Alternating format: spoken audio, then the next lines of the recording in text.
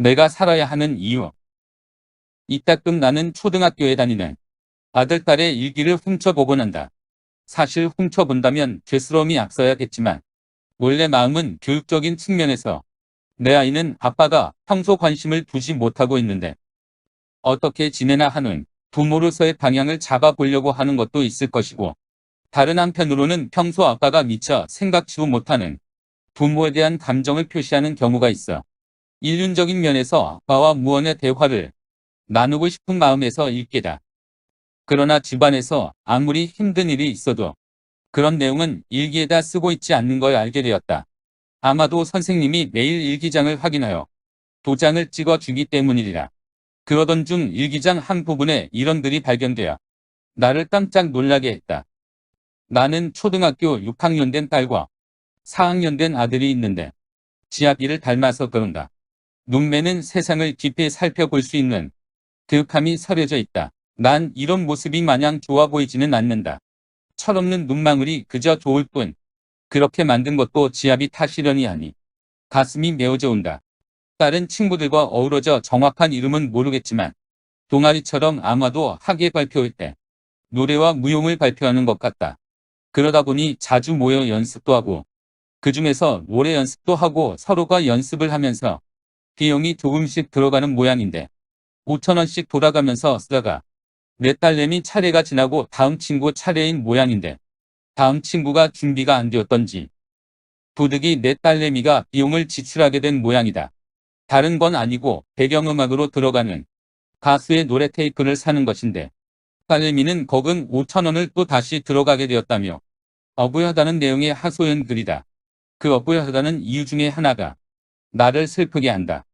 요즘 아빠가 주식을 사서 돈을 많이 따먹은 모양인데 우리 집에 돈도 없는데 자기가 또 비용을 지출하게 되어서 억울하다는 내용이다. 순간적으로 웃음이 나오면서 내가 자식들에게 이러한 모습을 언제 보여주었나 하는 마음에 가슴이 메어왔다.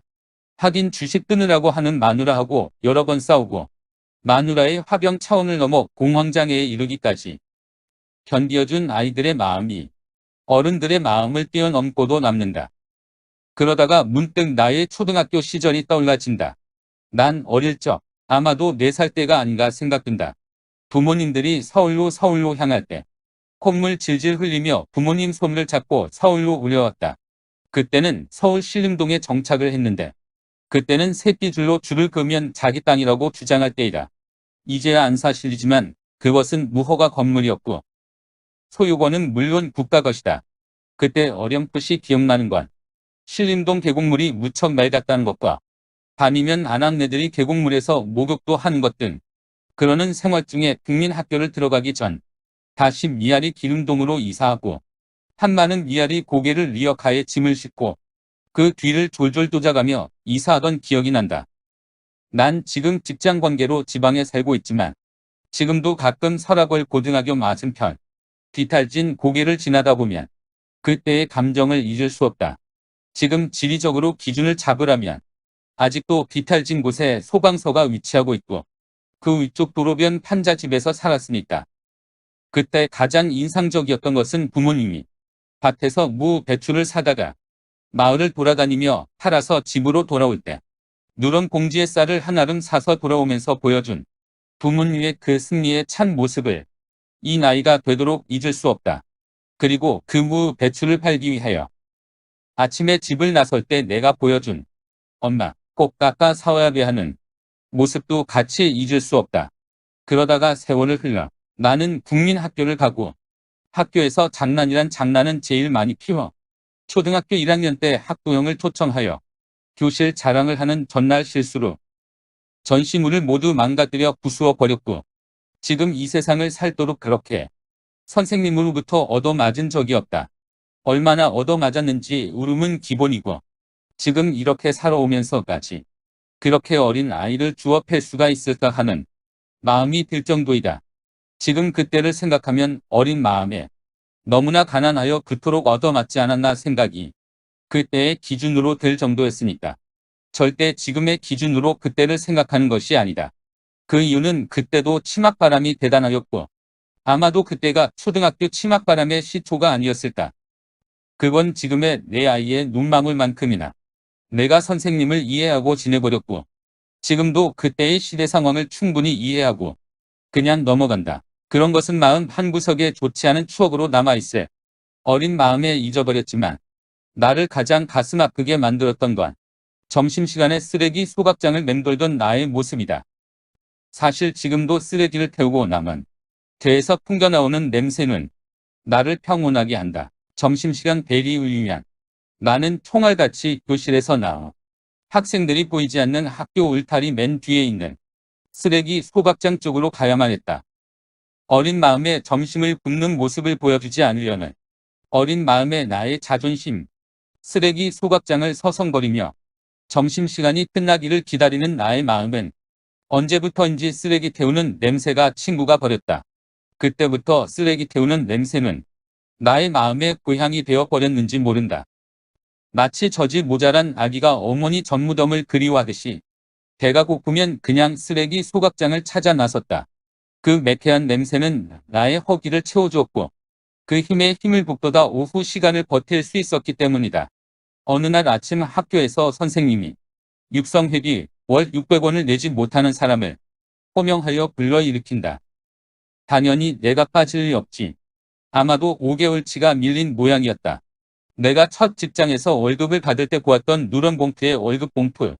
그런 색깔의 봉투가 나에게 청구서로 가끔씩 짓눌렸고 첫 월급을 받을 때의 누런 봉투는 나에게 행복이 아니라 야릇한 공포심마저 느낄 정도였으니까. 지금도 나는 선생님의 육성회비를 내지 않는 학생들을 불러일으켜 세운 마음을 100번 이해한다. 나도 직장 생활을 하다 보니 그것이 교장, 교감 또는 교육정책 담당 부서의 의견이었지. 선생님이 취하고 싶은 모습은 절대 아니었으리라 믿어 의심치 않는다. 그리고 나는 용기를 내어 집에서 어머님께 말했다. 그것도 반과 후에 말하지 못하고 통학하는 날 아침 어머님께 말씀드렸던 일이다. 그동안 어린 마음에 부모님 걱정을 끼쳐들지 않기 위하여 수없이 여러 사람 앞에서 일으켜 세워지며 육성회비를 내지 못해 불러 교무실까지 갔어도 말을 못했지만 선생님의 말씀에 더 이상은 견디어내기 어려운 상황이 되었다. 그때 아마도 육성회비 납부 실적이 저조한 학급은 위에서 많이 혼냈던 모양이다. 그런데 그날 어머님이 아침 일찍부터 물찌개를 쥐고 공동상수도에서 물을 길러 오시던 때 말씀드렸으니 지금 생각해도 타이밍을 무척이나 잘못 잡았다.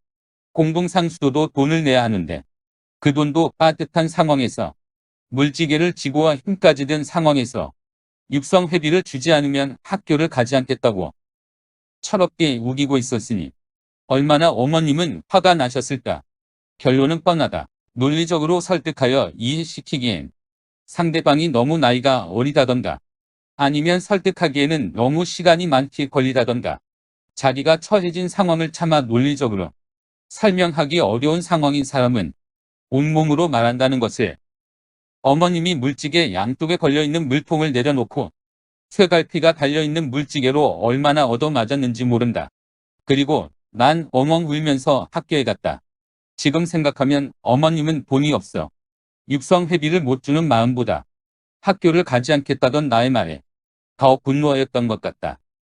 그렇게 나의 초등학교 시절은 갔고 나는 그러한 상황에서도 열심히 공부하여야 한다는 마음은 변함이 없었고 나름대로 열심히 공부하였다. 초등학교 딸내미 이야기를 하다 보니 부모님 이야기를 포함해서 그 중간 내용은 건너뛰고 난 그야말로 대한민국의 최고 좋은 대학, 나름대로 최고 좋은 학부에 들었다. 그러나 알다시피 사업을 한다면 흥하던 망하던 하지만 나는 운명이 어떻든지 간에 월급쟁이로 돌아섰다. 남들이 알면 괜찮은 위치의 월급쟁이다. 그러나 그 월급은 적다. 부모님이 나름대로 최고 학부에 들어갔을 때 마을이 들썩였다.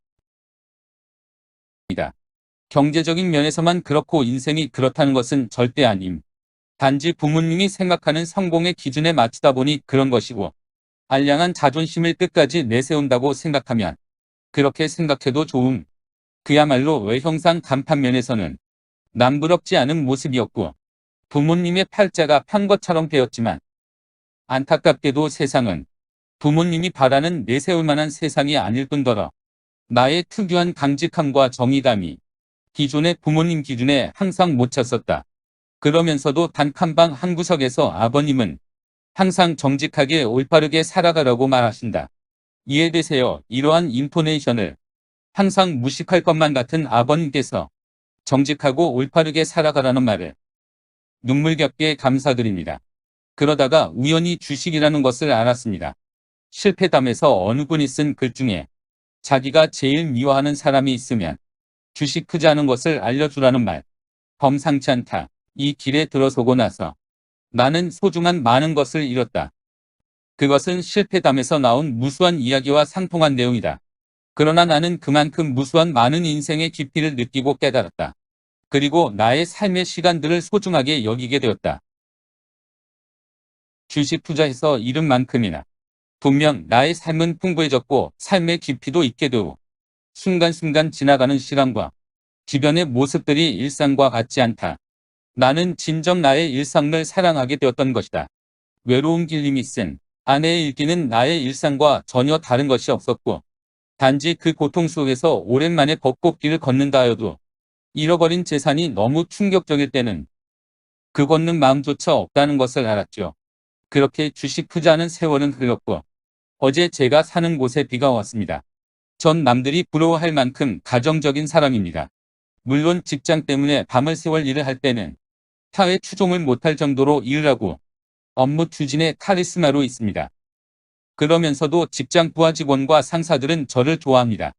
제가 저를 칭찬하는 것이 아니고 저는 일에 대하여 전문성과 프로로서의 기질은 물론이지만 어렵게 살아왔던 과거 때문인지는 모르지만 저는 근본적으로 일보다도 인간을 먼저 이해하고 사랑하기 때문이죠.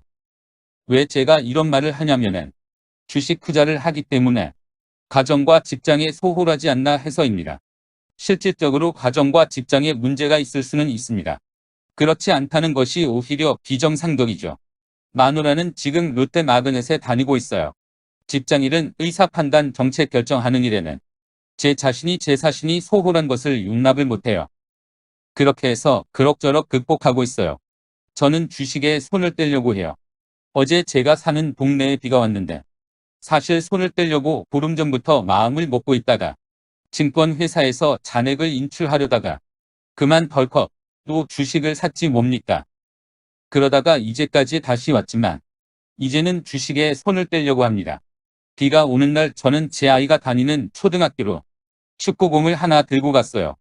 혼자 슈팅 연습, 페인팅 연습을 열심히 하다가 갑자기 비가 장대같이 쏟아지는 거예요. 초등학교 때 생각이 나더군요.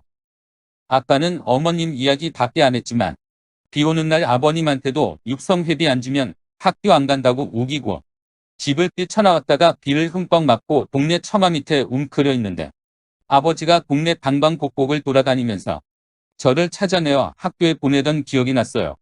비 오는 날 몸을 흠뻑 젖는 쾌감을 느껴보았어요. 그러다가 비가 너무 많이 와서 학교 운동장 교단에 잠시 담배도 피울 겸해서 교단 첫째판 아래에서 웅크리고 비를 피하고 있었죠. 이런저런 생각을 하는데 누군가 아까하는 거예요. 제 딸내미가 어깨에 검은 가방을 들고 우산을 쓰고 있는 거예요. 아빠가 운동장에 있는 줄 알았는데 아빠가 없다는 거예요. 그래서 이리저리 찾아보니까 아빠가 운동장 앞에 철제로 된 교단 밑에 사람이 있는 것 같아 와보니 아빠라는 거예요. 거기까지는 좋았어요. 검은 가방에서 흰 수건을 꺼내더니 아빠 비 맞았을까 이 수건을 가져왔다면 흰 수건을 내미는 거예요. 그때의 흰 수건이 그렇게 아름다운 건 세상에서 처음 보았어요. 붉은 악마라고 붉은 색깔하지만 아이의 웃는 모습에 흰 이빨처럼 흰 수건을 꺼낼 때 보았던 밝고 삐고 깨끗한 모습 보았나요? 사실은 제가 이미 수건과 물을 가지고 나왔지만 이미 비에 젖은 터라 수건은 아무런 의미가 없었어요. 그렇지만 저는 소중하게 딸내미 앞에서 땀과 비에 젖은 물기를 닦았죠. 학교 운동장을 돌아 나오면서 오랜만에 나는 나의 딸내미가 몇 학년 몇 반인지 알았고 그 반이 건물 어디인지 알게 되었지요. 나는 이 가정을 소중히 지키렵니다. 이미 주식 투자로 인해 많이 손실을 본 분들에게는 저도 어떠한 조언을 드릴 수가 없네요. 그러나 주식 투자로 인해 다소의 경제적인 고통이 있는 분들은 가정을 위하여 주식을 그만두고 새 방향을 찾으면 어떨까요? 그리고 정여운이 남아있으시면 주식이 폭락하였을 때 2-3년에 한 번만 우량주로 일정 기간 투자하면 어떨까요? 나는 대다수의 선량한 샐러리맨들을 사랑하기 때문입니다. 그러한 샐러리맨들이 건강하게 살아야 저도 행복할 것 같으니까요. 그리고 저의 이러한 결심에 여러분이 성원해 주시면 저도 같이 제가 한 결심을 끝까지 실천할 수 있을 테니까요. 그러한 마음은 아시는 분은 알 거예요. 두서없는 글 많은 손실을 보아 어려운 상황에 처하신 분들께 진심으로 또 진심으로 죄송하고 만족스럽지는 않아도 일정 부분 경제적으로 손실을 본 분들에게 그나마 행복하기 기원하며 못난 글 올렸습니다.